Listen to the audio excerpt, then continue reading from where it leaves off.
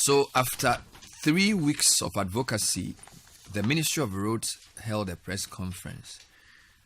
21 billion is the amount owed contractors. Yep. 4 billion is the amount the minister promises to pay this week. Kwame Agoja addressed the press. It was live on ChannelOne television yesterday. We're bringing you some highlights on the City Breakfast Show now. Where are we currently? We have almost completed all that process and are at the stage where we have, as an annual event, started putting together the processes of engaging Ghanaian contractors on various maintenance programs across the country. It's an annual event. So if you check newspapers for the past 2-3 weeks, you will notice that the agencies under the ministry, highways, feeder roads, and urban roads, have started advertising activities, either roadside clearing, pothole patching, reshaping, regraveling, and all those activities. All those are ongoing as we speak in terms of improving the surface condition of the roads, even as the rains set in. That process is ongoing. We have also concluded the studies, design, costing of all the first phase of the Big Push project. We are in the process of seeking the relevant permissions as defined in the Public Financial Management Act and so on and so forth, to be able to commence those works starting this month.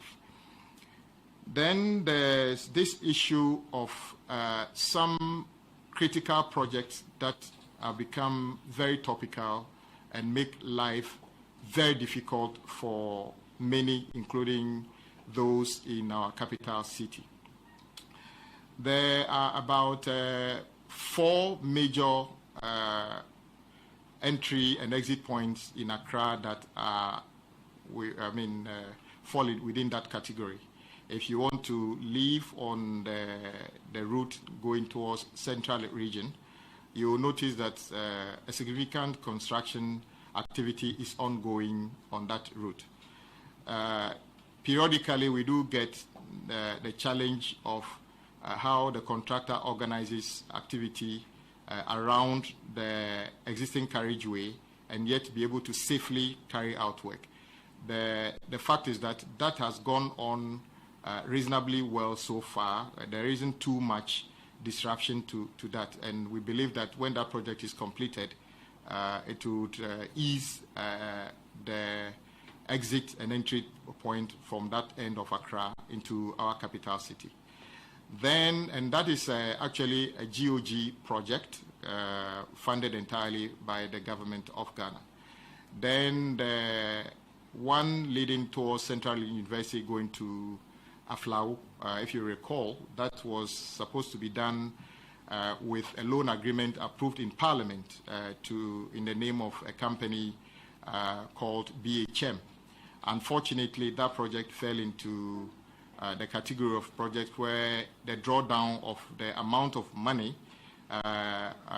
got impeded because of our declaration of bankruptcy by the previous government. So the banks that were supposed to disburse the money basically stopped disbursement. It created a very big problem because the works have been started, certain level of works were done and not completed. So those of us who ply that road, especially Thursday, Friday, Saturdays, go through a lot of difficulty. And I must take the opportunity to say that even those of us here are no different in terms of being victims of that, because we also use the same road. So nobody is happy about those conditions. The good thing is that the Finance Ministry has since given an indication of including that project in the project that government has prioritized to complete within the current IMF framework in terms of our bilaterals. And then the next one will be from Ashama Runabout towards beyond Michel Camp towards Akosombo, which was also a loan agreement approved in Parliament. It fell into the same category. So until somewhere December, you realize that the contractors were very slow on that stretch.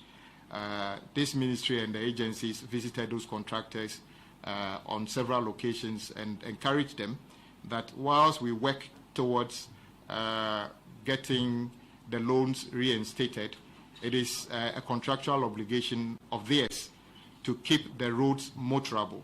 I must say that I am very disappointed in those particular two contractors in a sense that they have reneged on their responsibility to keep the roads maintained as they do the work, because part of the monies in their contract is money provided for the maintenance of the road, even as they built the new road. And I must say that on two occasions we went there, and I must thank the media. You were with me when we went there. We reminded them that it is their responsibility. Those two contractors largely ignored us, so we needed to deploy extra resources, other contractors, to go there and carry out those remedial works at additional cost. So I said to my agencies that whenever certificates of those contractors are raised, I'll be looking forward to deduct those monies that are meant for maintenance from their certificates, because there's evidence that they didn't do as much as they are expected to do contractually. And that project as well, as I said, by INZAG, a German company, we can see that they have increased their activity on site these days.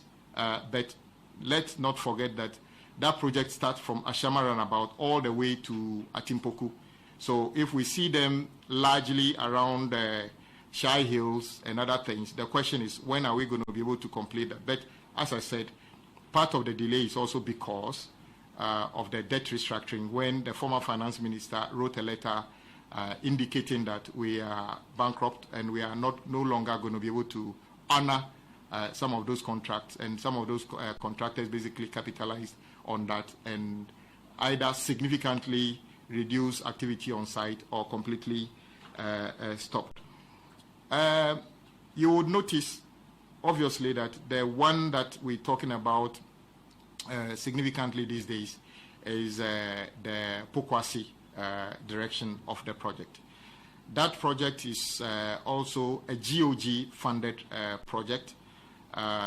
The project has achieved, according to the statistics we have, over 60%, approaching 70% of works done. A lot of concrete work and everything have been done. But also, the pace of that project has significantly slowed down. You also notice historically that we have been to the site, engaged the contractors and the consultants on several occasions, and indicated to them their responsibility to, even as they work, create safe passage for the public in the course of the project. In the past, when we went there, the public complained about the dusty nature of sections of the road. We are now in the rainy season, so the issue is not about dust, but rather the pooling of water in sections of the road. My brothers and sisters, we constantly engage the contractors on all of these projects outside of the gaze of the media. In the specific case of the Pokwasi project, we are aware that part of the reason is the particular section, which is very, very disappointing currently, is because of the activity they are carrying out currently. It takes some time for them to build up the layers to get to where the water can actually collect into the drains and be taken off the site. But when we met the contractors as recent as yesterday, we indicate that whatever it takes to be able to remedy that, to limit the frustration of the motoring public, they must do that. And they have given clear indication of doing whatever it takes to do that. And we are all hopeful that from today, we should see more activity on the site. On the bigger issue of how do we address the payment to contractors, since we have already admitted. If you listen to His Excellency, the President of the Republic, yesterday, he indicated that towards the end of this month, the Finance Minister would be taking steps to retire some of the debt owed contractors so that they can go back to site and complete the work. On record, we are intending to pay some 4 billion Ghana cedi towards retiring part of the 21 billion from this month. I have no doubt that will be on record to be one of the biggest payments at a particular time to make sure that we are serious about clearing the debt and then also paying for, making provision to start the new works we are talking about. So we did not actually neglect paying contractors. As I said, when we came in, one of the things we needed to do is to actually vet some of those payments. Why do we have to do that? Somebody will say, you came to meet the bill, just pay it. My brothers and sisters, it would have been a problem of, in some cases, double paying for some things. You will be surprised to note that in this ministry, normally we contract and then we say the source of fund for the project is either road fund or government of Ghana. There is evidence that sometimes we approve and award project as a road fund project. In the course of the execution of the project, somehow the source of fund is changed to government of Ghana. So road fund holds a list of certificates on their books, yet somehow those certificates find themselves onto the Give Me system as a GOG project. And there's evidence that sometimes attempts are made to get this certificate paid twice, that is from GOG and then from road fund. It is not appropriate for us to basically sit unconcerned for this to happen since we have very scarce resources. So it is very clear that the finance minister was doing the right thing by making sure that when we have certificates at road fund, those certificates are not, repeated in the books of Ghana government at another level where we'll end up paying twice for the same project. So there's no doubt that government is committed and will continue to prioritize paying for road works done. We fully understand the frustration of the motoring public, transporters, drivers, when they have to endure very challenging roads, especially the ones I've talked about, and elsewhere across the country.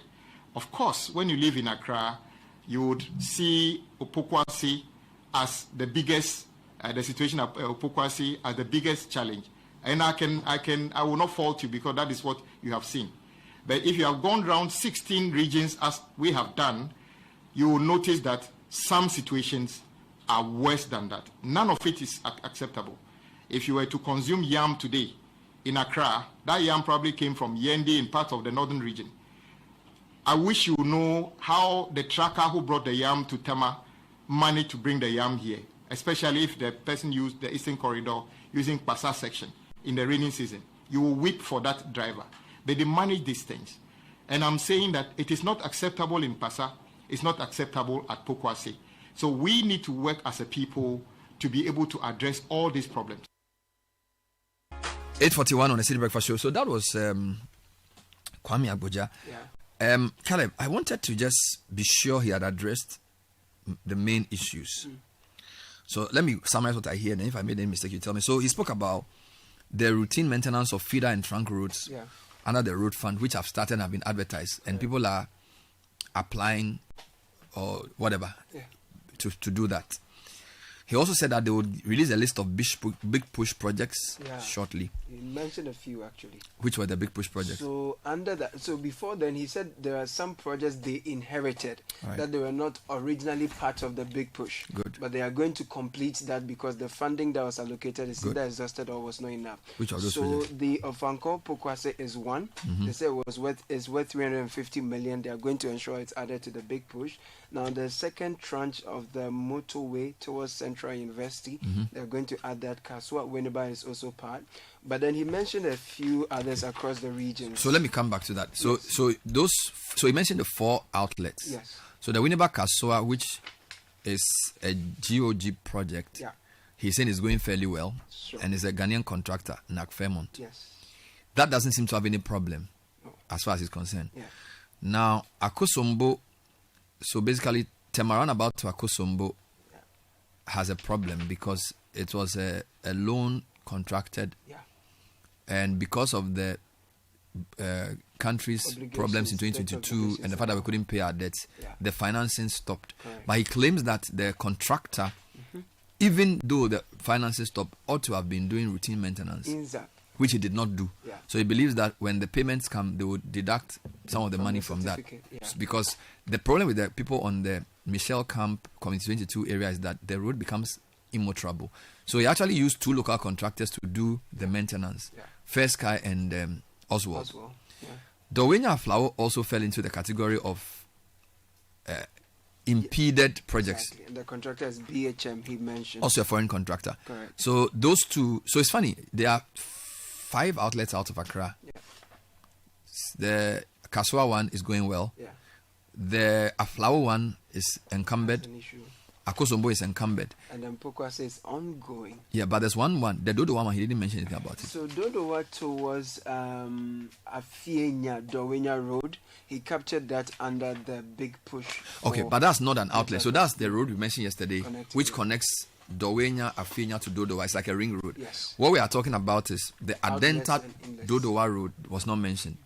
I didn't hear. He didn't mention it yesterday. I didn't All right. hear that, Now let's come to the Nsawam road. Nsawam road is GOG. Yes. He says it's 60 to 70% complete. Yeah. Those of you who live there, I'm not an expert, but he's an architect, so he can tell. He says it's 60 to 70% done. He explained that the problem for the road was that in the dry season, it was too dusty. And in the rainy season, there were puddles of water, which made it almost impassable. This is why the people say they want to demonstrate. Now, did he tell us that the 4 billion, some of it will go into this project, for which he believes the contractor will go back to site? Because the contractors had left site. Did he specifically say that they will be paid some money so they can go back to work? Yes. So they are owed 21 billion, but he said no. The whole debt is 21 billion for the whole road sector. They said that 4 billion will be released. Now I know, but I'm saying can get back to work. No, what I wanted to know was, did he say that this particular road will get work resume because the monies will be released? Yes, he did. Okay. Because the announcement of that figure came on the heels of the demonstration and the stalled state of the project. So the release is supposed to see that work starts, and the Pokwase Nsawam stretch is part of the road projects that are supposed to see progress. There were questions that came. We didn't capture that for this replay. I believe that beyond the issue of delayed payments, I think the major issue is a lack of human-centered approach to the road project. Do you understand? Because you are building 4 lanes here, 4 lanes here, and 2 service lanes. So that's a massive road. We've listed almost 15 communities from Pokwase to Nsawam who depend on this road. A lot of the schools are on opposite sides. So you know that the road is very busy even during construction. So the construction plan, and I really feel we should talk to somebody who's on the project, should have a certain regular phase where people are told what changes will be made, directional signs are clear, and then the project times are done not to coincide with rush hour. That's how I see it as a non-engineer.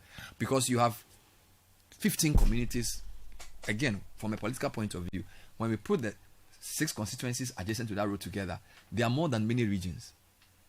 When you put Amasaman, Trobu,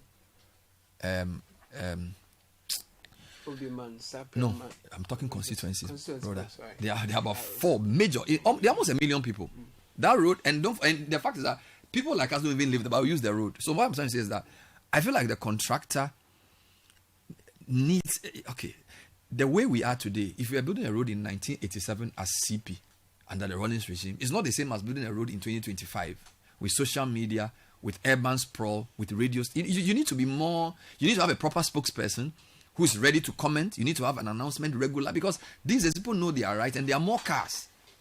You see, so in those days when we were doing the roads under CP, you can just get the contract. There's no discussion. You just do the road. But today, people are using roads every day. And people live in Kaswa, work in Accra, people live in. So you cannot, I feel like the contractors are not. Urban construction is the same everywhere, whether it's Ghana, whether it's in England, whether it's in Wales, wherever, it's everywhere. Now, for the magnitude of projects that we are seeing lately, everywhere, the proposal has a segment that addresses health and safety. What to do, what not to do. It's contained in black and white, including all the projects we are seeing here. It is the lack of adherence to these things that bring up the issues that you're talking about. That who is supervising, who is making sure that there are proper signages, proper directions when there are diversions. I mean, you can be driving on a regular route only to get there and notice that they have blocked it. No signage, nobody there, nothing. Nothing. It's criminal. We can't do that. You wake up people. one morning, they've dug the front of your shop and they didn't tell you. So you can't enter your shop because they are building road for you. No announcement. And there's no, even at times, the people digging, they don't have any to show what they are doing. Yeah. Whether they are thieves or workers, you know. So you check our Tesano area. They've dug all the roads. You don't even know. They say they are checking some water pipe. You don't know who. And then when they finish, they'll leave it like that.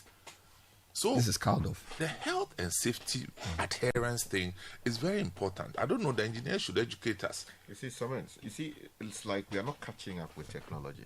In this day and age, Bernard, I can tell you without any fear of contradiction that you don't need to do a surgery on the road, remove the asphalt in order to pass a pipe under it. Oh, then they are doing it. Pascal, we are even talking about, let's not even go far. We are not talking about the things on, we are talking about building a road for people with a project which is 350 million cedis.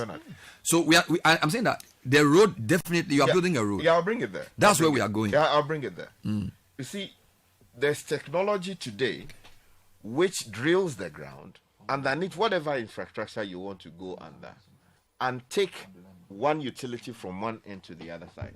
The question is, have we invested in the space to be able to do that? Secondly, we're talking about, this whole thing is about project management. The question is, are we managing that built environment in the sense that professionals would say that we are proud of what is happening? In many cases, perhaps maybe the professional is not hired to actually even give us the faces of things that you need to do. Sky, first, the Institute of Architecture, Institute of Engineering, Institute of all these institutes, they have talked and complained. Government in government, they don't listen. You can talk to them. They'll tell you. As we are there, they've started sending messages. They have, go there. They have proposals how we can sanitize the space, but nobody listens. Let's listen to the engineer on the project, one of the engineers on the project, explaining to a journalist at the press conference why some of the inconvenience has been occasioned. Before we made the minister yesterday, the contractor had already mobilized to the site. That's the last week, and we have actually improved the section under question. Yesterday, for instance, we used about 33 minutes to traverse that distance as a contractor. Mostly we try to do our own checks to see the time at which we are traveling that distance. Today was 25. This morning we had to come from Nsawam for this meeting. So we can just assure the general public that the contractor has already mobilized to the site. We are going to intensify the works without any act of God, which is the rains. We are quite sure that within the next 6 weeks, that whole stretch would have been completed with the blacktop. If the GPRT are aware, from the Sansan towards Accra, the contractor has actually finished with the cement stabilized. Now, the reason why we actually blocked that section is that when we introduce the cement stabilizer, it has to cure before we can allow load to come on it. So anytime you see that we have blocked a section, it's just because we will not get the time to communicate with the motorists. But once we introduce cement onto the material, it has to go through a process before we can allow the traffic to move on it. So by and large, by the next 6 weeks, hopefully, we can finish that stretch. So I'm sure that some of you might have used the place yesterday and today. It has been a very great improvement. In fact, my honorable MC told me on Friday that he sent a driver to come to Accra. And when he called the driver, within a matter of some minutes, the driver was already in Accra. He was actually amazed. And I told him that yes, we have actually started to improve those sessions. So that's what we can tell the motorists and then the general public as of now. Thank you very much. I'm not quite sure I understood what he said. I'm not quite sure. Maybe I didn't listen properly. I think he's saying that the contractor has come back to site and that if the rains don't continue, then there are certain portions they can finish in 6 weeks. Listen, again, I'm not an engineer. Listen to this. You are doing a road that's very long and you know that it will take you like 2.5 years. You know that in Ghana, it rains between June and August. So you should program that into the road. So you cannot say you hope that it doesn't rain. You understand? You need to plan it so that you know that in the dry season, I'll do this type of work, and in the rains, I'll do that type of work. So you cannot come and tell me that if it rains. And the other thing I'm trying to say is that, you see, I didn't get any proper answer in relation to how they manage the traffic flows. For example, have they written to MTTD to say that because we are constructing a road, we need a special deployment for specific days and traffic occasions so that when we do a diversion, you come and support us? Have they said anything like that? Now, the road, as I said, has about 5 or 6 lanes either way. What prevents them from saying that, let's finish one side to make it more trouble so that all traffic can be diverted there before we do the other side? Why do we have to do it? You know, I'm talking about series versus parallel. Okay? So basically what they are doing is they are doing the road in series. So they are just from Fise to Amasaman to Pobiman. That's series. You can do it in parallel. Say, let me do the northbound side, make it reasonably, because the way the road works, and we've seen many contractors do that. So I am saying that all the things he's saying that are in the contract, they are there. Because we keep quiet and supervisors and duty bearers don't enforce it, they get away with it. Sky, the country you just went to do your master's in, you can be driving on a road. They will put on a motorway, kilometers 6 to 8, will have road works in August 28th to 29th, and you are driving there in June. Bro, these are human beings with the same 2 ears and 2 eyes God gave us. Any civilized country, when they are about to do road works, they don't just announce it on air and the newspapers. They will make a physical announcement on the portion so that road users can mind that this road, they do it all the time, including minor works. They will tell you that, in fact, they didn't give you the time, that between 4 to 8 August, kilometer 6 to 10, road works, please plan your journey, because the society that thinks about planning. We sit here, you are paying somebody 350 million cedis to do a road project, and you are losing jobs. People don't even demonstrate. And look at what Mama is telling. I didn't even understand what you're saying. I don't know, maybe I didn't listen properly. We need proper answers. If you do a project that requires, I've managed projects which are very small. Even those projects require you to hire a proper communications person. You are telling me that you are doing a project for 350 million. You can't hire somebody whose job it is to weekly give updates on air on where we are, or even do a proper Facebook page where you can say anything you want on this road. This is where we are. This is where technology is. It's because we don't respect the people. Once they sign a contract, big money is involved. People can go to hell. We shouldn't take this crap. We should not. You cannot do a road and make everybody's life miserable because you are building a road for me. It's my money, for God's sake. If they don't give you a contract, you have no business. It's our taxpayers' money. Nobody's doing us a favor for building a road. And the minister must be firm. You get it? This is GOG. It's not like a Brazilian company has come with their own funding, which is as a concessionary rate, and they've brought their Brazilians come and do a road, and there's president to president discussion. Even that, there are standards. This is GOG, your taxpayer, my taxpayer, a road that is and you are managing it as if you don't. It's almost like somebody who has taken a key to some gate and locked the door and gone home. We should not allow such things. You see, it is completely unacceptable. And the minister must be more firm with these guys. I agree with you fully, except to top up that also calls on us as a people to also do our part. You see, you cannot sign a contract which imposes specific obligations on you as a party to the contract to discharge those within a specific time frame. You fail to do that and now say you want to enforce the rules. You first of all need to have the moral courage to say, look, I have paid you according to the timelines. These are your obligations under the contract, and it would seem that you have not done them. So the appropriate regulatory agencies will come in and fine you or impose obligations that you have to discharge. I think the government of Ghana has failed consistently in that space.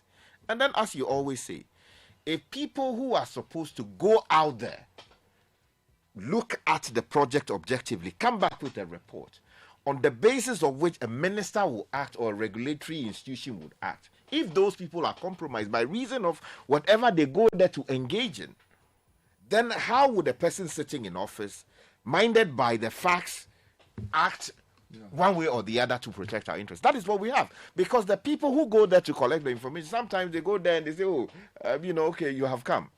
It happens. Even our members of parliament, they go to these places and the people who invite them, a few things go around and then they come back. What they have got to do, they wouldn't do it. So government must pay the money that they owe the people in good time. And then when you do that, then you enforce the rules. Whilst agreeing that government must pay, even if the payment delays, will you do that? Will you do that in your own country? Not at all. That because government has not paid, you abandon and you don't do any maintenance and you worsen the situation for the public, creating public nuisance. I know government has to pay, but all those things are built into a project. There are minimum standards for professionalism. I think it's a disrespect for the people because we've seen government supply of public good as a favor they are doing us, not as a right to be demanded. And because at the level of the big boys, they play their game, all of us can go to hell. And I'm saying, we won't take that nonsense again. You have to be more citizen-centric. You cannot build a 13-kilometer road affecting 500,000 people. And, okay, let me play what he said again. I mean, what are you saying? Did you understand what he said? Listen to what he's saying. No, he says that before we made the minister yesterday, the contractor had already mobilized to the site as of last week, and we have actually improved the section under question. Yesterday, for instance, we used about 33 minutes to traverse that distance as contractors. Mostly we try to do our own checks to see the time at which we are traveling that distance. Today was 25. This morning we had to come from Nsawam for this meeting. So we can just assure the general public that the contractor has actually mobilized to the site. We are going to intensify the works without any act of God, which is the rains. We are quite sure that within the next 6 weeks, that whole stretch would have been completed with the blacktop. If the GPRTU are aware, from the Sansan towards Accra, the contractor has actually finished with the cement stabilized. Now, the reason why we actually blocked that section is that when we introduce the cement stabilized, it has to cure before we can allow load to come on it. So anytime you see that we have blocked a section, it's just because we will not get the time to communicate with the motorists. But once we introduce cement onto the material, it has to go through a process before we can allow the traffic to move on it. So by and large, by next 6 weeks, hopefully, we can finish that stretch. So I'm sure that some of you might have used the place yesterday and today. It has been a very great improvement. In fact, my honorable MC told me on Friday that he sent a driver to come to Accra. And when he called the driver, within a matter of some minutes, the driver was already in Accra. He was actually amazed. And I told him that yes, we have actually started to improve those sessions. So that's what we can tell the motorists and then the general public as of now. Thank you very much. A minute past 9, City Breakfast Show. Yeah. This thing is like a vicious cycle. We are seeing the same problem year in, year out. you know, my what I know happens in the UK, for instance, is that the boroughs or in our assemblies. case, the assemblies are given a role to play. Okay, every major project has a requirement that would have the assembly provide a health and safety executive, okay, who will ensure compliance from the assembly point of view. Okay, so it doesn't become the contractor executing the contract, building the road, and being their own health and safety. Then they will never put the project to stop if something goes wrong. So it comes back to the competence and the resourcefulness of our assemblies to supervise the portions that, you know, run within their community. We don't seem to have that. And so that's why, and the thing is, when you leave the project idle for a while, it actually deteriorates. And at times, it actually deteriorates beyond repairs, increasing the cost of executing the project. So it's a 50-50 thing. It's okay that government is making good effort to pay. But trust me, if you pay 4 million out of 24 billion, out of 21 billion, of 21 billion, you still haven't solved the problem. There's a long journey between that and the amount you need to pay. Yes, some of them took hard loans to get this thing. Some of them have started paying penalties for the loans. Okay, so, and again, we don't know the ratio of distribution of the 4 billion. So we are still not there yet. Mm-hmm. So, Kwame Abuja, you've done a great job, but wherever you got the money from, please add another 8 billion so that... Let me actually say something. So that the 4, it was 13 they had. So it's actually about 1/3. Yeah, of course. So which means that, you know, they had 62 billion in total arrears for all projects. 21 billion is road. For roads, yeah. 13 billion is what they got to clear the outstanding arrears, inclusive of roads.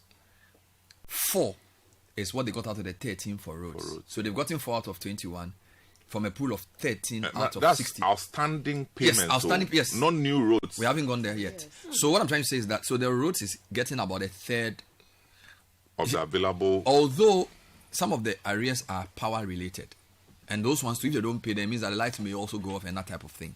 So there's a lot of money needed, as he said, for this to be done. But we are insisting that even though monies have not been paid, we still deserve better. Let's hear a few comments. Just before that, I just, listening to Uncle Sam, I just wanted to add, beyond the assemblies, the National Road Safety Authority has a major role to play when it comes to the health and safety during constructions, per their own act and the accompanying regulations. Mm-hmm. Sky, you talked about compliance, ensuring that there's compliance to some of these standards. Who is being fined when these road projects are happening and there's no directional information, there's no safety signage? Who is being fined? Who is being sanctioned? It will be great to hear from the National Road Safety Authority. Yep. And they cried for a long time to become an authority. They should use it. You know, and you know, it is just before that. You know, it goes well beyond even the road sector. You go to many parts of Accra today, high-rise buildings are being put up, right? If you go to other parts of the world, when you're putting up a high-rise building, which is going to throw dust into people's home, there are ways of containing that dust and all the things. Concrete mixes on the road. You go through many parts of England. New buildings are springing up. Tall buildings. You won't see dust.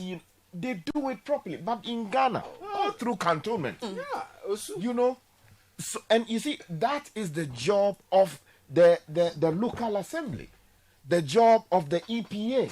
Why are they not doing it? Don't they go there? Don't they see what is going on? And when they see that, what do they do about it? Because the thing, we have written it in fine print in the books. But the Ayawaso MC has started. Oh, really? Ayawaso West Wagon? Yes. The MC Charlie Butu. I hope he doesn't stop like the way they've stopped the Sakumo Ramsati. No. So he went to arrest who? Plenty people. They were building without permit. Correct. Correct. Let's get into some comments. So some messages coming through. Good morning, City. Please don't forget about my Bodje to Asan. It's Bodje to us. Asankregwa Road. Just 30 minutes drive. You have to spend 2 hours before you reach somewhere. Before you reach. So that's Samuel sending us that from Asankregwa. Good morning, Bernard and team. Morning. Asankregwa. Thank you. Good morning, Bernard and team. The presser held by the Honorable Roads Minister means nothing to us at Satellite until it is translated into finished and motorable roads. Who pays for the damages that the road is causing? The government could have done better. We won't accept any explanations. The previous government did same to us. Is it a crime to live in Ga West? The road cannot be 70% complete. And this is coming from Jonathan from Ga West. Bernard, my car has been parked in my garage for 5 weeks now because some road contractors just came and dug along the road to construct drains and left. We have no idea when they will finish. They are doing us a favor, in quotes. And that's coming from Steve from Teshi. Good morning, City team. The Media Kotoku Papasi Road is in terrible state. The onion market in Ghana, that's Kotoku Accra Composites, Trillium Industries, Voltec Company, the vaccine manufacturing plant, 2 tomato paste factories can all be found in that enclave, yet the road leading to these sites are in sorry state. Alternatively, parts of the 3-junction stretch could be graded and made more motorable to ease the pressure from road users on the main Ashaman and Saum stretch. David from Madenta sent that one in. Good morning, Bernard and team. Morning. Bernard, you're absolutely right with the lousy statement by the contractor about hoping that it doesn't rain. Can you imagine? Bernard and team, let's also look at the payment system for these countries outside and those here. Every contractor can plan well if they know there will be constant and available cash flow at every IPC raised. That's coming from Ato. Okay, Sam says, thank you, Bernard, for this. Again, gutter construction is ongoing on my road, less than 100 meters from my gate. Anytime I get there, they stare, and all they ask is, Madam, anything for your boys? No information, nothing to work with. Sometimes I see their supervisor, and he also never gives any information. It's sad. It's very, very sad. Hi, City. Good morning, Ben and team. In fact, the roads is a serious matter. It's very, very sad to hear and see what we see every day. Is it that our so-called engineers and managers, or our so-called engineers are managing the situation, didn't go to school to learn their job, or are careless and corrupt at everything? Francis in Accra is sending us that. Sky, I agree with you. This is a project management activity. The project management principles have been lost. Project finance management, project cost management, project scope management, project schedule management, etc., etc., etc. Safety and environmental management plus project integration have vanished into thin air. So I don't get where the road minister got his earned value analysis from. That's Jonathan in Ga West. Charlie, Jonathan, you pour the whole syllabus. No, you should. No, you should read it With the EVA. Charlie.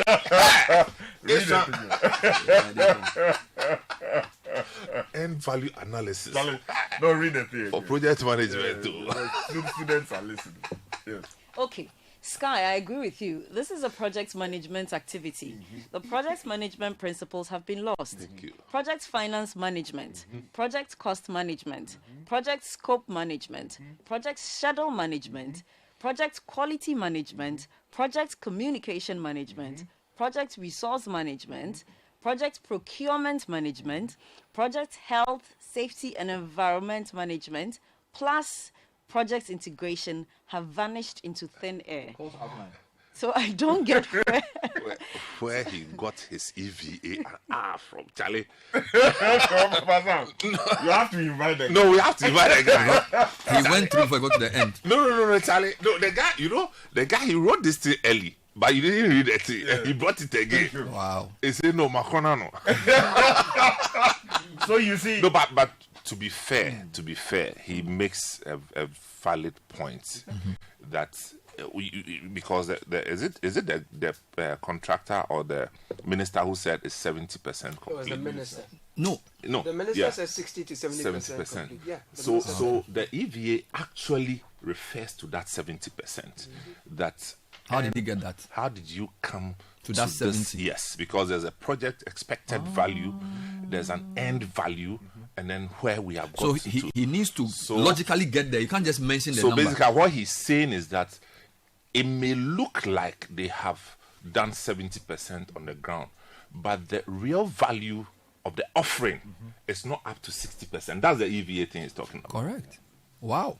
So there's another one that sort of agrees before Francisca continues. This is also saying something that as an OHS consultant, I advise that you invite Ghana Institute of Health and Safety professionals to speak on the moral, financial, and legal implications of such projects to road users, because I think they don't factor HSE in this project. This is from Kennedy of Faye. What is OHS? Occupational health and safety. Yeah, Okay. yeah. So yeah. HSC, health and safety. Yeah. And those things matter because in other jurisdictions, you can easily take up a suit against the contractor or the council or the institution. Or the government. Yeah, that's right. Because of things like that. Charlie? But I think that one you've explained why we can't do it, Because they didn't fulfill their part. You have not fulfilled your part. Yeah. You see, because we don't see what. So, for instance, someone's business close to that road project has been inundated. Maybe he's into selling of gowns, right? Okay. It's been inundated with all kinds of things, and people are not going to. Let's read more comments. All road projects have or should have a baked-in communication component as a percentage of the contract sum. This would pay for information for road users and affected communities. But because in Ghana we don't question or complain, and because the media doesn't do its job as the mouthpiece of the voiceless, that line item is most often squandered. That seems to be. It has nothing to do with the media.